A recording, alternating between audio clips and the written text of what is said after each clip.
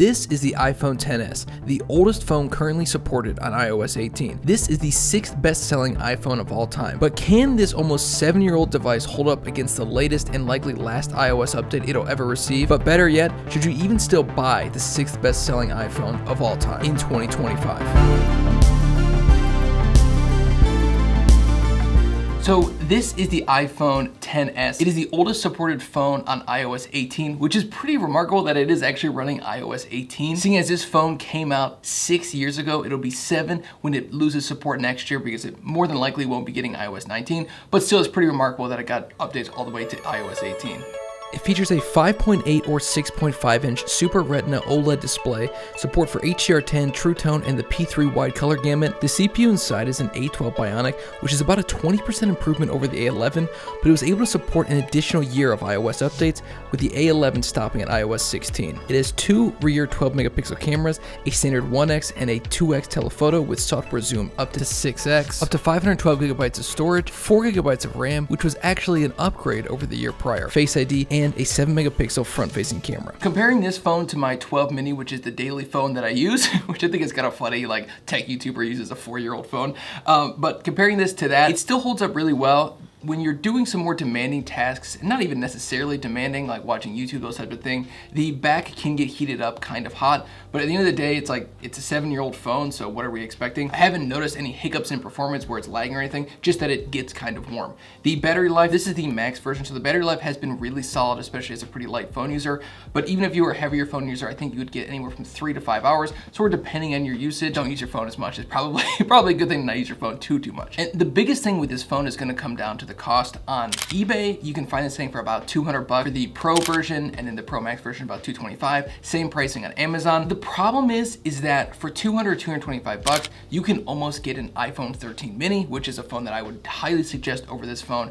Also, you can get an iPhone SE 2022 for like $150. So for significantly less money, or about the same amount of money, you can get a phone that's smaller, but 3-4 years newer than this phone is. And that's really one of the problems with sort of these older flagships from Apple, is they never really go below the $200 price tag, which is kind of interesting because I found quickly looking on eBay, I found a 12 Pro for $295. So for $70 more, you could get a 12 Pro, which is 2 years newer, so gonna have significantly longer support, and it's just a little bit more money in terms of dollars. In terms of percentages, it's like 50% more. It begs that question, these older flagships, should you be buying them for the premium that they have just because they're a currently supported flagship device? So does this phone work well? Yes. Will this phone get a few more years of security updates? Yes. Does this phone offer the best value? And by value, I mean a perfect blend of performance, price, and long-term support. And if those are the metrics, then no. But if you can get this phone for a price that's closer to about $150, this phone really begins to make a lot of sense, given everything that it offers with a fantastic display, good cameras, with fantastic day-to-day usability. Couple things you notice right off the bat is that this doesn't have 120 hertz refresh rate, but the screen is still fantastic. The colors are awesome. I put the old wallpaper on. Do you remember when this was a big deal? When they had these old wallpapers to hide the notch, they had the black up top here so you could hide the notch. I think it's funny now they sort of leaned into that. That's like what they are, is a notch-based company, or now they have the dynamic island. I do think it's kind of funny, but it's kind of cool to go back to the older wallpaper to see what they used to do to try to hide the notch. Face ID still works fantastic. This phone has 256 gigabytes of storage, and again, I paid about $225 for it. That's one of the benefits, you can get a ton of storage on some of these older phones. Well, ton for an iPhone. An A55 comes with a baseline 256 gigabytes of storage, but a ton of storage for an iPhone. So far in using this has been a fantastic phone. Something I don't like is that it has 2 cameras in the back, but one of them is a 2x telephoto, whereas on my 12 mini it's an ultra wide. I prefer the ultra wide. I think it's a little bit easier to capture stuff with an ultra wide because it takes in more of the frame. But last night my wife and I went to a concert, and having the telephoto was actually really nice because I was able to zoom in and see the people performing. It was fantastic, and it actually still looked pretty good even in a lower light situation.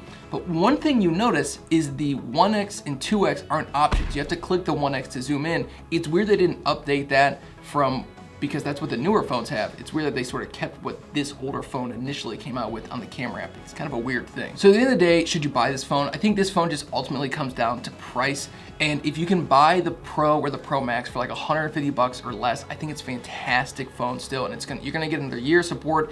until iOS 19 comes out next August or September, and then you're going to get probably another 2 years of security updates after that. So you should still get 3 years of full support basically on this device, which is good if you were to buy it today, but you just can't pay $225 for that. You have to pay like $150 or even $100 for that. And because they're just newer phones that are cheaper, that are just better options. Yeah, the screens might not be quite as fantastic, and they might not have 2 cameras in terms of the iPhone SE, but still I think that you're gonna be better off buying one of those phones or a newer Pro phone versus this phone, just because the premium of this phone for some reason is so high still. But if you're currently using this device and you have no problems with it, the only thing you could probably consider doing is getting a battery replacement, because this phone is going to last you a couple more years if you're looking to upgrade. You probably don't need to. If it's slowing down a lot, just check the battery replacement. I'm a few days into using this phone for a week, so you will have my week of using this phone video coming out shortly, and I will see you in the next one. This has been Techno Eclipse. Peace out.